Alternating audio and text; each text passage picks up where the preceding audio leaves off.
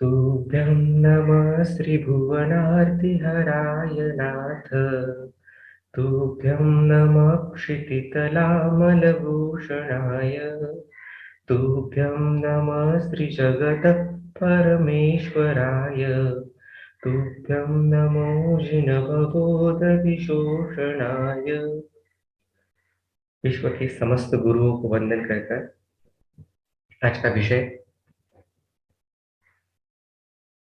मैंने पहले भी बताया आपको कि हार्डली 20 या 25 कल्प हमें लगते हैं प्रैक्टिस में। कोई भी व्याधि आप ले लो, इन 20 या 25 कल्पों से हम ट्रीट कर सकते हैं, इसलिए हमें घबराने की जरूरत नहीं है कि हमें ये कल्प पता नहीं है, ये कल्प पता नहीं है।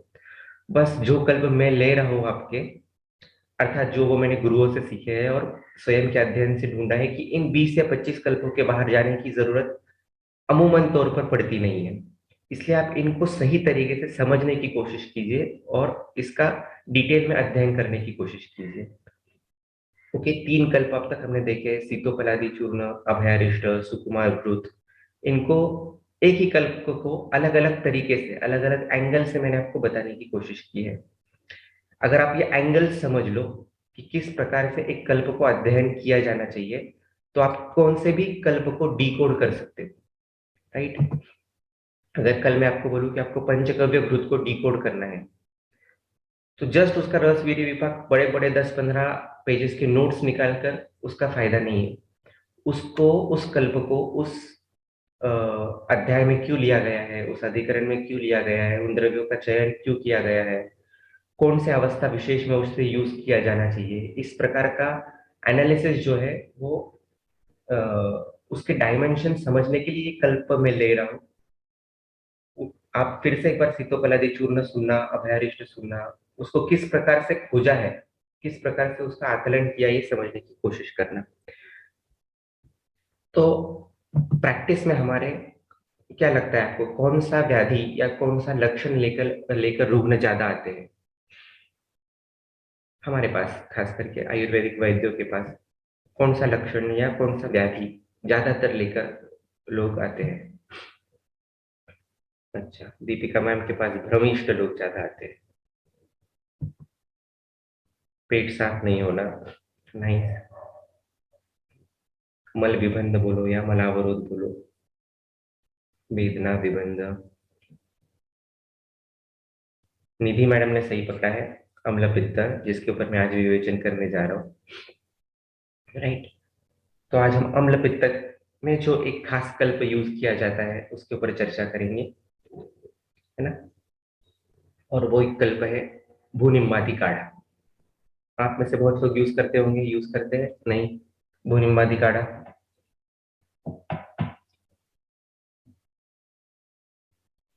Yes, very nice. अभी हम इसको डिटेल में अध्ययन करने की कोशिश करेंगे।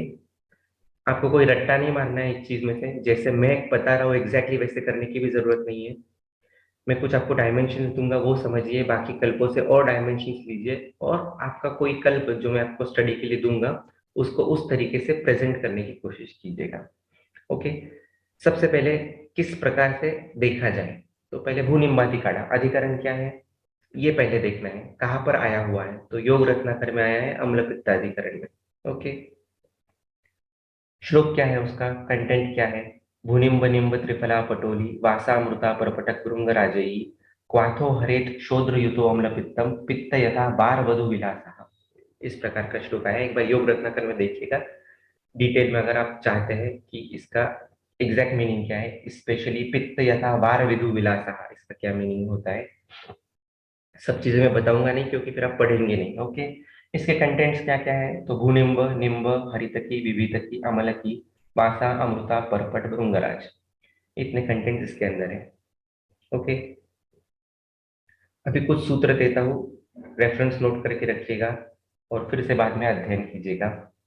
तत्र अनेक दोषात्मकेषु व्याधिषु च अनेक रसेषु च भेषजेषु रसदोष प्रभावम् एकैकशो अभिसमीक्ष्य व्याधि भेषज प्रभावत्वं व्यवस्थेयेत्। अष्टांग संग्रह सूत्र स्थान 23वें अध्याय में है, दूसरे नंबर का श्लोक है। क्या कह रहे हैं? अनेक दोषात्मकेषु व्याधिषु, हर एक व्याधि अनेक दोषात्मक होता है जैसे कि हम जानते हैं। और अनेक रसेषु च भेषजेषु, भेषज हो कोई कल्प हो वो भी अनेक रसात्मक होता है। इसलिए एक वैद्य का काम क्या है, रस दोष प्रभावम एक एक शो अभिसमीक्ष्य। मान लीजिए कफज प्रमेय है, उसमें पित्त और वात भी रहेगा कहीं ना कहीं, तो कफ के कारण कौन से लक्षण है, पित्त के कारण कौन से लक्षण है, वात के कारण कौन से लक्षण है, इसको एक एक शो समझना है।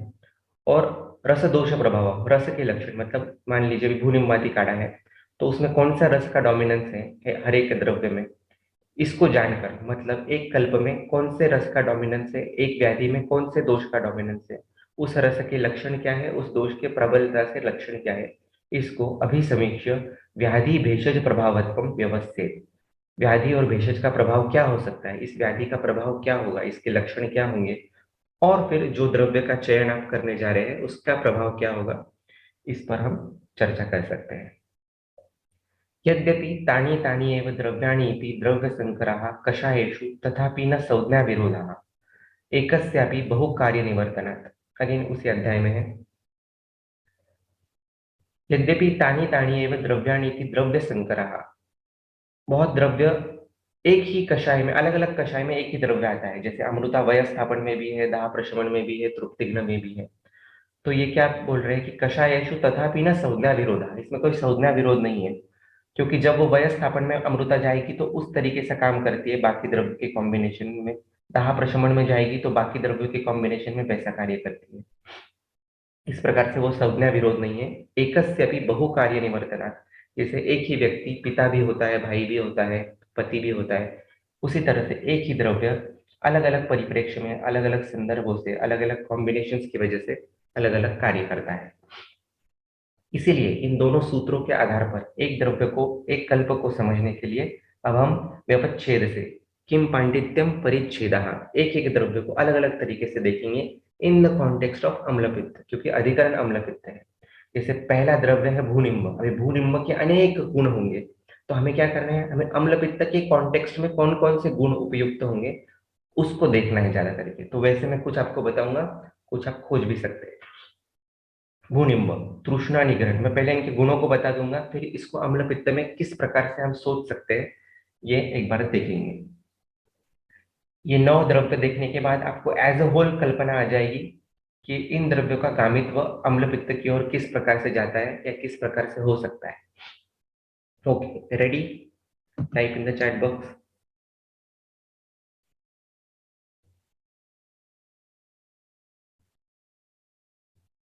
ग्रेट। तो पहला द्रव्य है भूनिम्ब। भूनिम्ब आया है तृष्णा निग्रहण महाकषाय में, स्तन्य शोधन महाकषाय में, बालक प्रिय इसका वर्णन है, मैंने पहले ही बताया था एक बार। सर है, ध्यान रखने की कोशिश करना, तिक्त रसात्मक होने के बावजूद भूनिम्ब को सर बताया है। व्रण संरोपणाः है, व्रण का रोपण करने वाला है। अभी अम्ल पित्त के कॉन्टेक्स्ट में सोचते जाइए, अल्सर्स यदि है तो व्रण संरोपणा ये भूनिम्ब है। कृमि सन्निपात शोथाः, बहुत बार चिरकालीन अजीर्ण की वजह से, बार बार अजीर्ण होने की वजह से कृमि होने की टेंडेंसी होती है, खास करके एच पाइलोराई के पेशेंट्स हमारे पास बहुत आते हैं। तो भूनिम्ब ये कृमि सन्निपात शोथाः, जो अल्सर्स है, जो वहां का शोथ है और कृमि है, उन सबका नाश करने में अकेला वो द्रव्य भी पर्याप्त है। जैन दर्शन में खास करके भूनिम्ब या किरात तिक्त का काढ़ा बहुत सारे रोगों में, खास करके ज्वर में आदि बहुत सारी कंडीशंस में लिया जाता है। हालांकि इसे एक ही नहीं लिया जाना चाहिए, क्योंकि ये शुक्र हावी है और अन्य क्षय भी करने वाला है, इसलिए इसको कॉम्बिनेशन में ही ज्यादा करके लिया जाना चाहिए, जैसे कि इस योग में लिया गया है। दूसरा द्रव्य है निम्ब। ओके, निम्ब क्या है, कंडुग्न है। अगेन सोचिए, अम्ल पित्त के चिरकालीन पेशेंट में कंडु ये लक्षण बहुत बार होता है। तिक्त स्कंद में है, पत्र जो है इसके नेत्र बताए गए हैं, रक्त दोषहर है, पूरा पंचांग जो है वह रक्त दोषहर है। रक्त और पित्त का संबंध आप जानते ही है, और अम्ल पित्त में तो पित्त जो नॉर्मली कटु स्वभाव का होता है वो अम्ल हो जाता है। तो किस प्रकार से तिक्त रस उसको कॉम्बैट करता है और रक्त दोषर होता है हम जानते हैं। लघु है, शीत है। हृदय विदाह शांतिकृत है, खास करके ये राजनिघंटु का रेफरेंस है, हृदय विदाह शांतिकृत। हम सब जानते हैं बहुत ही इरिटेटिंग कंडीशन होती है उरो विदाह, बार बार एक दाह की प्रचिति पूर्व प्रदेश में होती है, रुद्र प्रदेश में होती है। तो इस रुद्र विदाह शांतिकृत के लिए निम्ब यूज किया जा सकता है। आप निम्ब को फांट के स्वरूप में, निम्ब के पत्र को फांट के स्वरूप में खास करके दे सकते हो। कल्पना भी देखिए कैसी की जा सकती है। अम्ल पित्त जैसी कंडीशन है, पित्त डोमिनेंस की कंडीशन है, वहां पर उसका काढ़ा ना देकर उसको हिम या फांड इस स्वरूप में यदि आप देते हो तो वो ज्यादा आह्लाददायक होता है। ये एकेरी भी मैं बता रहा हूँ आपको, कभी कभी एकेरी द्रव्य भी आप चयन कर सकते हो और एज अ होल भी इसका विचार करना है कल्प का। उसके बाद है हरितकी। हरितकी इस दोषानुलोमनी, कभी भी भूलना नहीं है, दोषों का अनुलोमन करने वाली है, यानी कि जो जो दोष जहां जहां पर गलत रास्ते पर चले गए हैं उन सबको सही जगह पर लेके जाने वाली हरितकी है। हृदरोग में आने वाली है। अम्ल पित्त के चिरकालीन पेशेंट भी हृदरोग में लैंड होते हैं। अब बहुत सारे एंजाइना के पेशेंट्स देखिए, एमआई के पेशेंट्स देखिए, चिरकालीन अम्ल पित्त का इतिहास मिलता है। इसलिए इस द्रव्य को अम्ल पित्त में देने से उसकी हृदरोग होने की टेंडेंसी भी कम हो जाती है। शिरोरोग में हरितकी का वर्णन आया है। अम्ल पित्त के पेशेंट्स को माइग्रेन होता ही है, शिरशूल होता ही है। वैवर्ण्य, वैवर्ण्य तो उसको होता ही है, उसका चेहरा भी खास करके आप देखिएगा अम्ल पित्त के पेशेंट्स का। जो रक्त स्थान है और जो मांस स्थान है वहां पर एक विशिष्ट प्रकार का कार्ष्ण आया हुआ होता है, एक विशिष्ट प्रकार का शोथ होता है, उसको भी हरितकी कम करती है। वयस्थापनी, अभी वयस्थापनी को इन द कॉन्टेक्स्ट ऑफ अम्लपित्त, वयस्थापन मतलब क्या, आमाशय को जो शैथिल्य आ चुका है, या आमाशय, ये आमाशय का वय बढ़ रहा है इसका लक्षण है। आमाशय में शैथिल्य आना ये नॉर्मली कब होना चाहिए, 60-70 के वय में, लेकिन वो यदि जल्दी आना शुरू हो जाए तो वहां पर वयस्थापन करने की जरूरत है। उसको नॉर्मल, उसका जो टेक्सचर है वो नॉर्मल लाने की जरूरत है। उसका टेक्सचर यदि नॉर्मल हो जाए, यानी कि जब उसके आमाशय जिस धातु से बने हैं वो यदि प्राकृत हो जाए, तो अपने आप दोषों का संग वहां पर नहीं होगा। इसलिए वयस्थापन हरितकी वहां पर यूज होती है। उदावर्त नाशन है हरितकी। बहुत बार हम देखेंगे परतंत्र प्रकोप की वजह से अम्लपित्त होता है, और इसी के लिए वहां पर दोषानुलोमनी उदावर्त नाशिनी हरितकी यूज होती है। कुष्ठ में उसका उपयोग होता है। स्किन डिजीज बहुत बार अम्लपित्त के साथ साथ होते हैं, तो वहां पर भी उसका रोल है। शोष, शोष के पेशेंट, ये भी आपको बहुत देखने को मिलेंगे। बहुत दिनों से अम्लपित्त है और वजन कम होते चले जा रहे हैं। क्यों? क्योंकि रस धातु अच्छा निर्माण नहीं होता है, और रस निमित्तम स्थूल्यम कार्शम च, हम ये जानते हैं। इसीलिए स्थूल्य के पेशेंट बोलिए या कार्श के पेशेंट बोलिए, खास करके कार्श के पेशेंट ये अम्लपित्त की वजह से दिखाई देते हैं। वहां पर हरितकी जो है ये भूनिम्बादी काढ़ा इसके अंतर्गत काम नहीं करती है। स्रोतो विबंधनाशन है। संतर्पण कृतान रोगाण हंति हरितकी, ये धन्वंतरि निघंटु का रेफरेंस आप सब जानते हैं। तो जो संतर्पण के कारण हुआ अम्लपित्त है, खास करके यदि हम हेतु विचार करें अम्लपित्त में, तो गुरु स्निग्ध, माश, सांबर, दधी, दुग्ध की वजह से अजीर्ण हुआ है, तो ऐसी सभी कंडीशंस होती है, हेतु होते हैं प्रायः, उन सभी में हरितकी का रोल होता है। विभितकी कषाय है, मधुर है, लघु रुक्ष उष्ण है। सर्वेशु श्वास काशे कासेशु इसका उपयोग बताया गया है। अम्ल पित्त में जब उपद्रव स्वरूप या उदर का स्वरूप श्वास और कास होता है, तब आप भूनिम्बादि का चयन विभितक इस द्रव्य की वजह से आप कर सकते हैं। खास रेफरेंस चरक सूत्र 27 का आप सब जानते हैं। रस अश्रुक मांस मेदोजान दोषान हंति विभितकी। Again I repeat, very important, रस अश्रुक मांस मेदोजान दोषान हंति विभितकी। इन चारों धातुओं तक यदि दोष पहुंचे हुए हैं, रस, रक्त, मांस और मेद तक, खास करके कफ और पित्त दोष जब वहां तक संलग्न हो जाते हैं, चिपक जाते हैं, संग हो जाता है, तो उस समय एक अकेली विभितक भी उसमें पर्याप्त है वहां पे दोषों को निकालने के लिए। लेकिन हम विभितक को ऐसे यूज नहीं करते हैं, जबकि इसको यूज किया जाना चाहिए। बहुत सारे पेशेंट हमारे पास ऐसे ही आते हैं जिनमें रस, रक्त, मांस, मेद तक की ही संप्राप्ति होती है। अस्थि, मज्जा, शुक्र तो गंभीर धातु है, वहां तक संप्राप्ति पहुंची हुई नहीं होती। इसलिए विभितक का यूज हमें बढ़ाना चाहिए। विभितक का काढ़ा, विभितक का अवलेह, इसका एकेरी प्रयोग या भूनिम्बादि काढ़े के माध्यम से प्रयोग हमें करना चाहिए। विभितकी अक्षय रोग में भी बताई गई है। और अगेन आप देखेंगे अम्लपित्त की वजह से जब कामला होती है, या अम्लपित्त की वजह से चक्षुदाह होता है, तो ऐसी सभी कंडीशंस में विभितक का रोल है। वक्र रोगग्न है। उष्ण वीर्य हिमस्पर्श है, कई देव निघंटु का रेफरेंस है। ऐसे बीच में मैंने कुछ द्रव्य बताए थे आपको, जो उष्ण वीर्य है, हिमस्पर्श है। कौन बताएगा कौन से द्रव्य है ऐसे जो उष्ण वीर्य है और हिमस्पर्श है?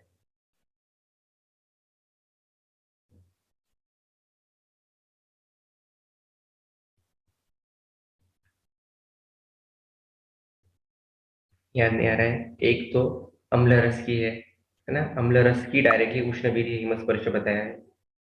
तिल, तिल को भी उष्णवीर्य हिमस्पर्श बताया है। ओके, इसका अर्थ क्या होता है? उसका वीर्य उष्ण होता है लेकिन स्पर्श के लिए शीत है। इसका मतलब क्या?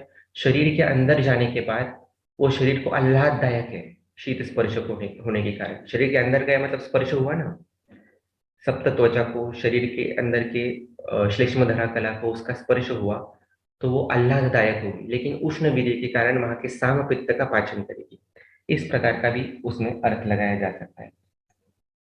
अमल की, अगेन आप जानते हैं, वयस्थापन है इन द कॉन्टेक्स्ट ऑफ अम्ल पित्त, आमाशय की ओर खास करके वयस्थापन।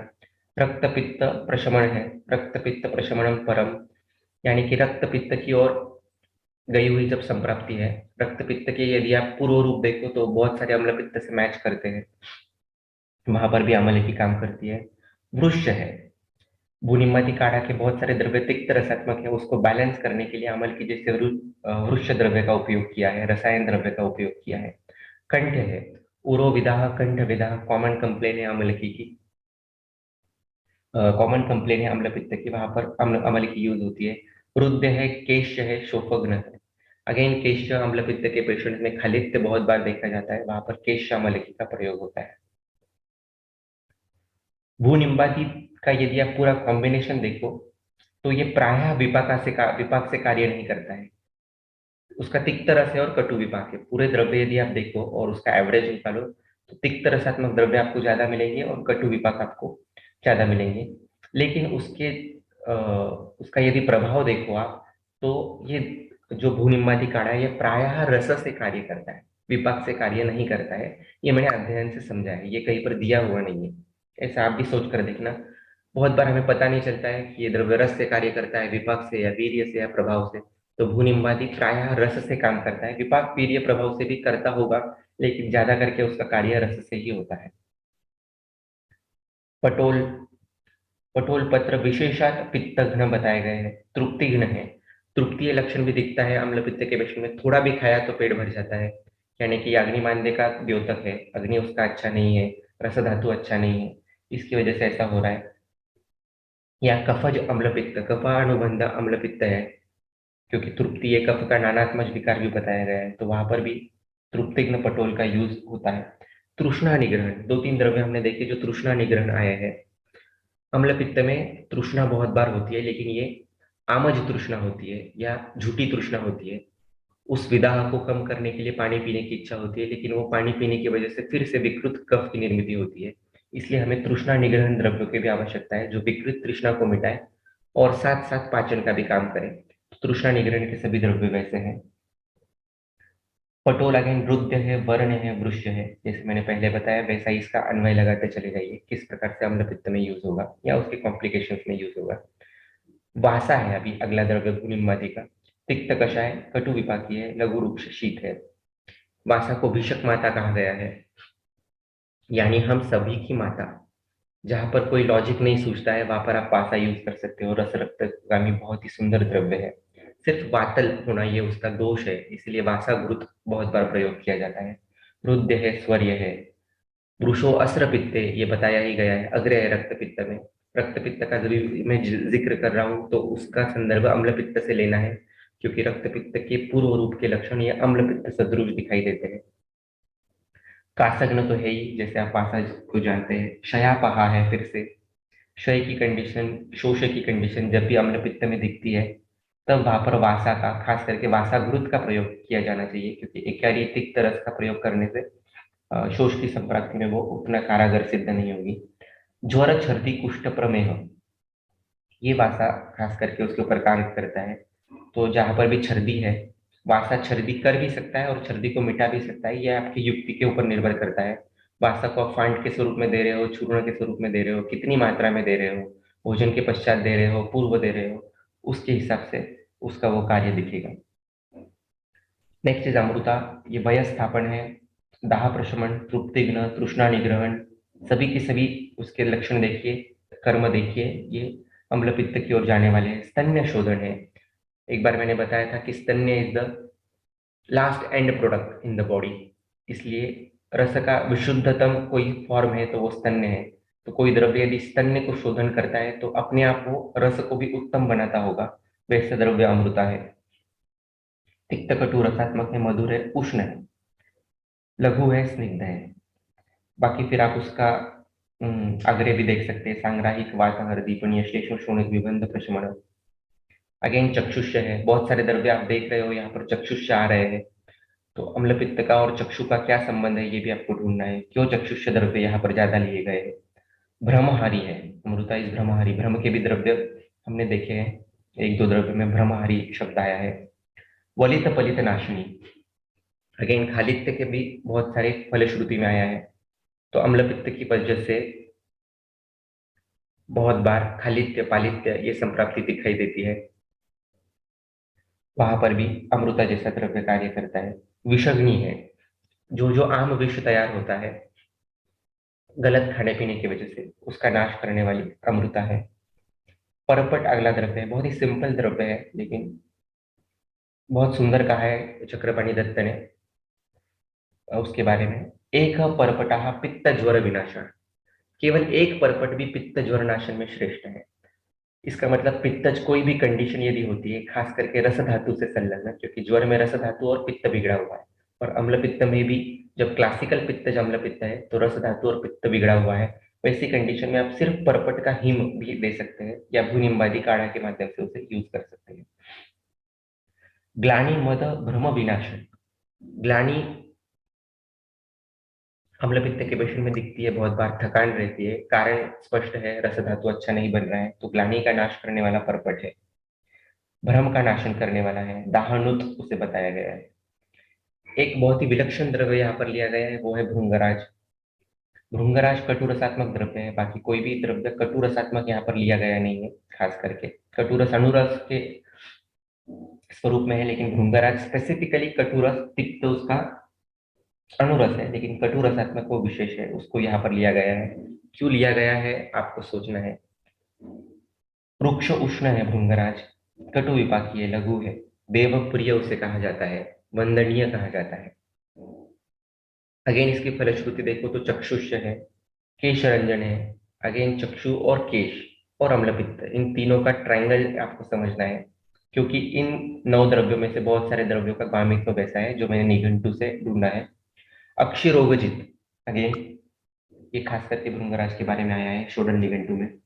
श्वित्रघ्न है, शोफघ्न है, विषघ्न है, दंत्य है, केश्य है। दंत्य भी इंपॉर्टेंट है, अम्लपित्त के पेशेंट्स को खट्टा सहन नहीं होता है, खट्टा खा नहीं पाते, तो आप वहां पर भृंगराज का एकेरी प्रयोग भी कर सकते हैं। भृंगराज के चूर्ण से दंत मंजन करना, भृंगराज का इंटरनली सेवन करना, ये वहां पर, या भृंगराज आसव का सेवन करना, ये किया जा सकता है। लेकिन इसको रसायन भी बोला है, पल्ले भी बोला है, और भाव प्रकाश ने खास करके इसको शिरो अर्तिनुत, शिरो रोग, माइग्रेन या अर्धशीशी या क्या कह सकते हैं, सूर्यावर्त जैसी कंडीशन जो दिखती है अम्ल पित्त में भी, उसका भी नाश करने वाला है। ओके, सो सभी द्रव्य हमने देख लिए एज अ होल। आपको कल्प थोड़ा थोड़ा समझ में आ गया अम्ल पित्त में कौन कौन सी कंडीशंस दिखाई देती है, किस प्रकार से एक एक द्रव्य उसका विच्छेद करता है, ये एज अ होल आपको समझ में आ गया है। Very nice, wonderful. अभी हम दूसरी जो गलती करते हैं वो है मात्रा की गलती, कितनी मात्रा में उसे देना चाहिए, है ना। तो शारंगधर मध्यम खंड में कहते हैं कि आहार रस पाके च संजाते द्विपलोन्मितम, काढ़े की मात्रा ये द्विपल होनी चाहिए, खास करके 2 पल यानी कि 80 ml। अब ये उसकी प्रधान मात्रा है। 80 ml ही देना चाहिए क्या, तो ऐसा नहीं, बच्चा है तो उसको 5 से 10 ml देंगे। अगर एक शरीर अच्छा है किसी का, बल अच्छा है, तो आप उसको 60 ml to 80 ml तक दे सकते हैं। स्त्री है, मृदु शरीर है, सुकुमार है, तो 20 to 40 ml तक की मात्रा में दे सकते हैं। बहुत बार गलती ये मात्रा की गलती होती है, द्रव्य का चयन सही होता है लेकिन द्रव्य की मात्रा हम बहुत कम यूज करते हैं। ज्यादा मात्रा कम बार दिखाई देता है, कम मात्रा हम यूज करते हैं जरूर। 10-10 ml या 5-5 ml यदि आप उसको यूज करोगे तो लक्षण उपशय बहुत बार नहीं दिखता है। तीसरी गलती करते हैं अनुपान की गलती, अनुपान देते ही नहीं है। खास करके शोध्र युतो अम्ल पित्तम, ऐसा भूनिम्बादी काढ़ा में बताया गया है कि मधु को वहां पर यूज करना है। अभी मधु का अनुपान कितना होना चाहिए, तो वो शारंगधर के दूसरे कॉन्टेक्स्ट में दिया गया है। वातज कंडीशन है तो 1/16 लेना चाहिए काढ़े के, पित्तज है तो 1/8 लेना चाहिए, कफज है तो 1/4 लेना चाहिए। मान लीजिए पित्तज अम्ल पित्त है या पित्त प्रधान अम्ल पित्त है, तो उसमें एक अच्छे शरीर वाला अच्छे बल वाला व्यक्ति है, तो उसको आप 80 ml भूनिम्बादी काढ़ा दोगे, डिवाइडेड डोज में दो, मान लीजिए 40-40 ml सुबह शाम, और उसमें आपको 10 ml शहद डालकर ही आपको उसको देना है। तो ही उसका कार्य पूर्ण स्वरूप से आपको दिखेगा। अनुपान को स्किप कर कर हमें काम नहीं करना है, अनुपान के साथ उसको देना है। चौथी गलती भूनिम्बादी काढ़ा या कोई भी काढ़ा देने में जो हम करते हैं वो है आहार रस पाके सॉरी, ये दीपिका टीका में आया है। औषध शेषे भुक्तम पीतम च तथा औषधम सशेष अन्य न करोति गदोपशमम प्रकोप्यति अन्य रोगांश इति। औषध शेष रहने पर यदि खाना खाया जाए या अन्न शेष रहने पर यदि औषध लिया जाए तो उससे गद का उपशम नहीं होता है। यानी कि औषध और भेषज इसका प्रयोग साथ साथ नहीं करना चाहिए, खास करके इन द कॉन्टेक्स्ट ऑफ काढ़ा, हर एक चीज के बारे में नहीं। इसलिए यदि पेशेंट का बल अच्छा है तो आपको भूनिम्बादी काढ़े का प्रयोग या तो सुबह सुबह शाम शाम शाम में या तो खाने के 2-3 घंटे के बाद इसको देना चाहिए, ना कि खाने के तुरंत बाद। व्यायाम काल में इसका प्रयोग नहीं करना चाहिए क्योंकि ये उत्क्लेश भी करा सकता है, और दूसरा स्पेसिफिक इंडिकेशन आया हुआ है इन द कॉन्टेक्स्ट ऑफ काढ़ा कि इसको भोजन के साथ नहीं देना चाहिए। ये भी गलती हम बहुत बार करते हैं। ओके, तो अभी पूरे कल्प को यदि हम देखें तो ये प्रायः कफ पित्तघ्न है, वातवर्धक है, कुछ हद तक वातवर्धक है, इसलिए वातज अम्ल पित्त में इसको संभाल कर यूज करना है, या तो घृत के अनुपान के साथ इसको यूज करना है अगर आपको देने की जरूरत पड़ ही रही है तो। कफ पित्तघ्न है, वातवर्धक है, क्लेदक कफ की ओर, पाचक पित्त की ओर और समान वायु की ओर इसका खास करके गामित्व है। रंजक पित्त की ओर भी जाता है क्योंकि हमने देखा है कि ये कलर बदलने में इसका रोल है, चक्षु के ऊपर और पालित्य के ऊपर जाने वाला।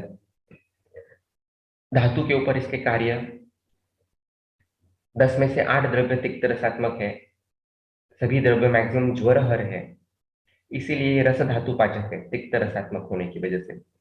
बहुत सारे द्रव्य इसके अंदर जो है वो आरक बदादी गण के हैं। आरक बदादी गण ये रक्त शुद्धिकर है, ठीक है। कुछ इसके द्रव्य मांस पाचक और मेदो पाचक से लिए गए हैं। इस प्रकार से पूरे द्रव्य को यदि हम देखें तो रस रक्त मांस पाचक गामी ये पूरा कॉम्बिनेशन दिखाई देता है। मल के ऊपर इसका कार्य क्या हो सकता है, तो क्लेद नाशन है, ज्वरघ्न है, कुष्ठघ्न है, स्वेद जनन है। सभी जो द्रव्य है 9 ये मेह नाशक भी है, इसलिए मूत्र की मात्रा कम करने वाला भूनिम्बादी काढ़ा है। ये भी क्वेश्चन पेशेंट को पूछ कर देखना, भूनिम्बादी काढ़ा लेने के बाद मूत्र की मात्रा कम होती है या नहीं होती है। अगर सभी द्रव्य मेह नाशक है तो भूनिम्बादी को आप मेह में भी यूज कर सकते हैं, ये उसका दूसरा लॉजिक हुआ। अवयव, कौन से अवयव पे इसका ज्यादा कामित्व है, तो अर्थात आमाशय पे है, यकृत पे है, शाखा पे है, क्योंकि बहुत सारे द्रव्य कुष्ठघ्न भी है, इसलिए स्किन कंडीशंस में भी भूनिम्बादी काढ़े को हमें यूज करना है।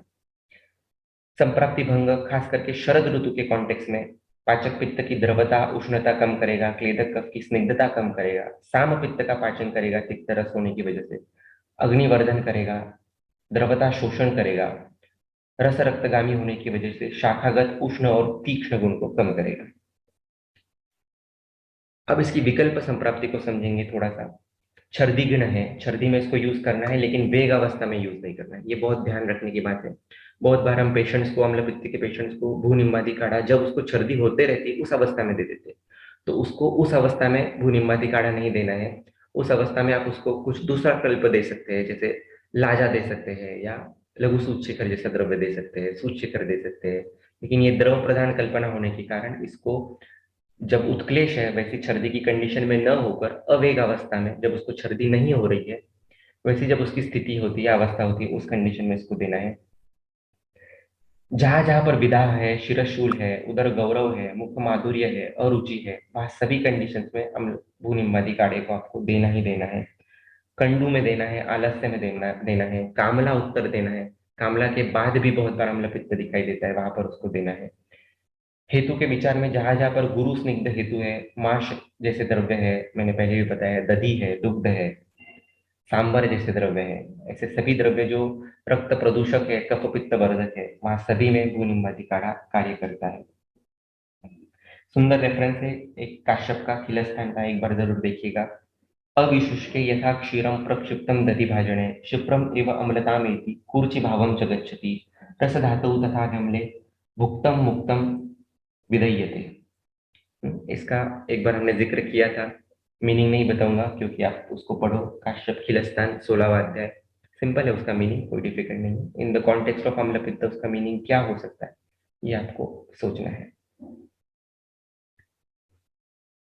इसमें भृंगराज क्यों लिया होगा ये भी आपको सोचना है, क्योंकि ये कटुरस वाला द्रव्य है।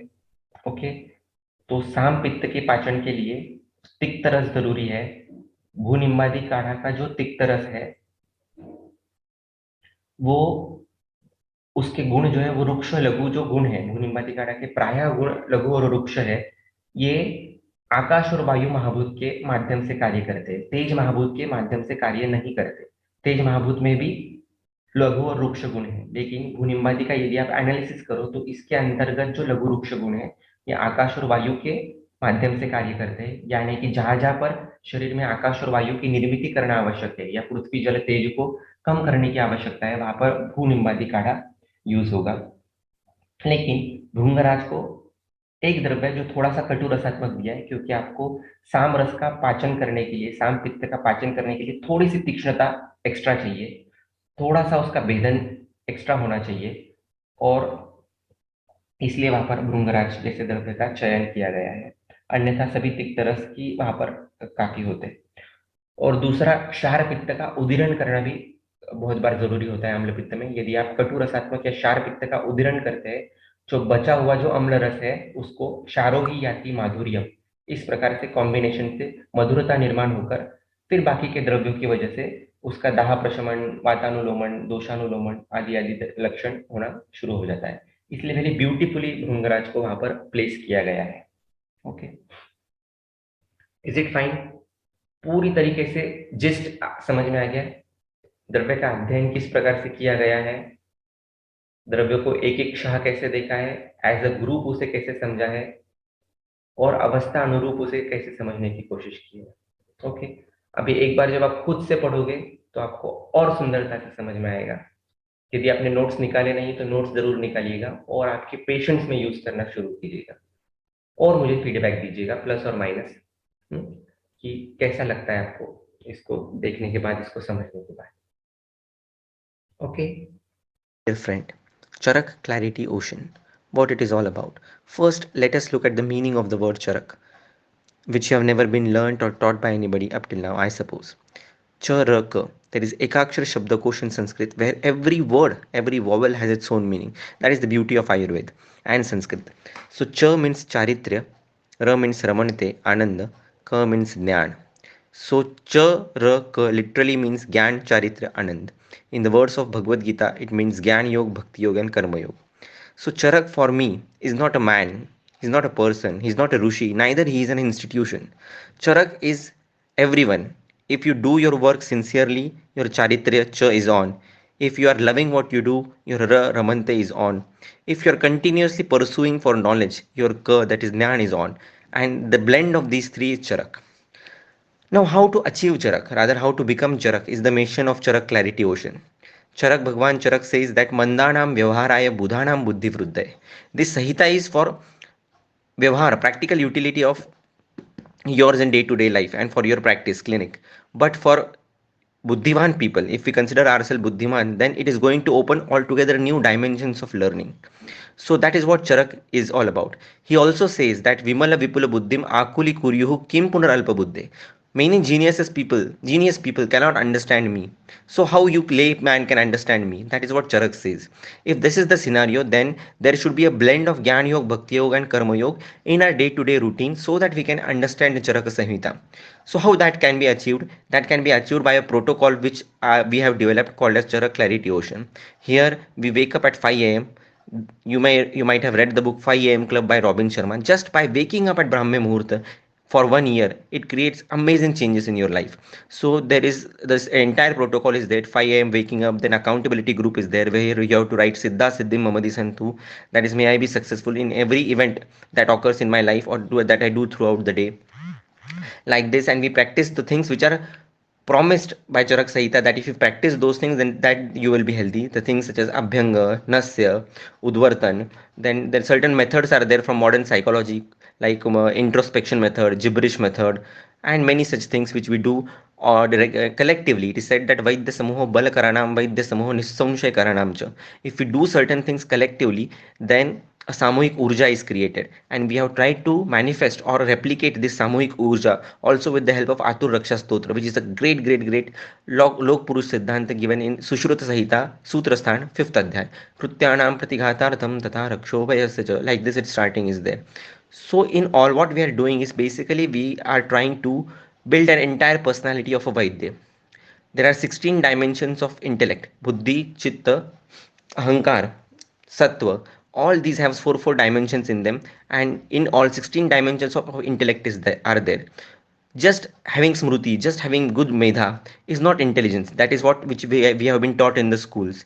That is just partial part of intelligence. You should have emotional intelligence, social intelligence, spiritual intelligence, every kind of intelligence you should have, and that is what makes a true personality, like Swami Vivekanand for that matter, or anyone. So in Chara Clarity Ocean, we are trying to touch these dimensions, and it is really amazing that within practices of just 2 3 months of these Charak protocols, many magnificent changes have happened in the life of the Vaidyas themselves, and definitely they have transferred that energy to the patients. So I really want you to become a part of this, and that you have read this particular listen this particular audio. I want you to pass on this message to as many vaidyas, as many students, because the aim of this course is not earning money. The aim of this course and the mission of mine is to transform people, to transform vaidyas. It is a very sad plight that from 2021-22 every year 30,000 BMS students are going to get passed out, and going to come into the community. Just imagine the quality of the education which they have received. Many such colleges are there. It is sad to say that though I am into Ministry of Ayush and in other institute, we are just knowing this particular thing, and still we can't take necessary steps for this. However, we have proposed, our team has proposed to our minister that such steps should be taken, that only righteous colleges get the permissions and not the wrong ones. Right now what is happening is that there is a herd of colleges who are getting permissions, and because of this 30,000 students are coming out as BMS graduates, but they don't know anything. They don't know what Tridosh are, they don't know what Saptadhatu are, they don't know what Khale Kapotnya is, and such many things are there. So parallel, we are creating a system whereby even if the student falls or fails in that particular regimen of 5.5 year course, here in 6 months, in 1 year, we are going to build his positivity, build his confidence, and side by side impart him with lot of information and wisdom, which will totally take shape of a great Vaidya. It is said in Charaka Sahita that Maitri Karunyam Arteshu Shakya Priti Rupekshanam. It is said in Charaka Sahita that Shama and Daya are Jnana Devta. Unfortunately, we don't have these qualities in ourselves. We don't have Shama now, we don't have Daya, we don't have Karuna Vritti. In Achar Rasayan, it is said Nityam Karuna Vedinam. You should have that Karuna Vedana.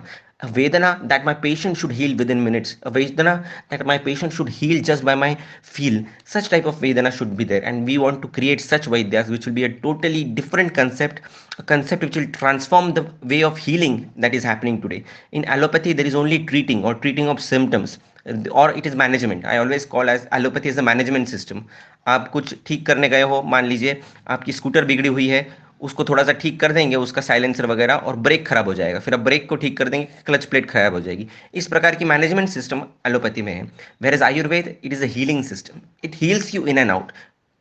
पहले आपको गिनी चुनी औषधियाँ दी जाएगी, जिससे आपकी जो गाड़ी है जो पटरी से फिसल गई उसको पटरी पर लाया जाएगा, और फिर सामान्य पथ्यों के द्वारा आपको उस गाड़ी पर स्मूथ कैसे चलाया जाए ये सिखाया जाएगा.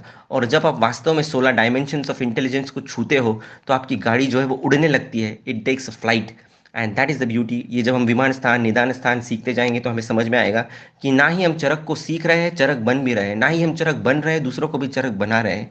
And just imagine what a world will be, what this globe will be if you do such kind of things. Okay, so जय हो मेथड, सलमान खान, जो भी आपने सुना है 3 3 लोगों तक पहुंचाओ. मेरा नाम है वैद्य मयूर सुराना. phone number है 950 350 4200. Let's try and create a wonderful revolution for a very very healthy India, peaceful India, rather than Vasudhaiva Kutumbakam is what our Sanskriti says. Each and every particle of the globe, each and every particle of the universe should be happy, and Ayurveda can do that, you can do that, we collectively can do that. Thank you.